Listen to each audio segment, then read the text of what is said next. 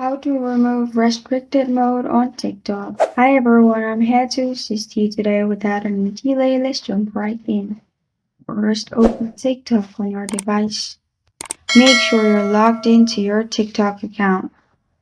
After that, click on your profile at the bottom right corner of your screen. In your profile, click on the three lines at the top right corner of your screen. Here, click on Settings and Privacy. After you click on Settings and Privacy in here, simply scroll down and click on Content Preferences. After you click on Content Preferences, here you will find Restricted Mode. Click on it. Then, at the bottom, you'll find Turn Off option. If it's turned on, you will find Turn Off option. You can simply click on it and it will be removed.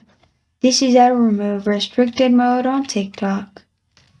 Thank you for joining me today. If this video helps you out, please leave a like and subscribe for more. Got a question or want to suggest a topic, comment below. Thank you for watching.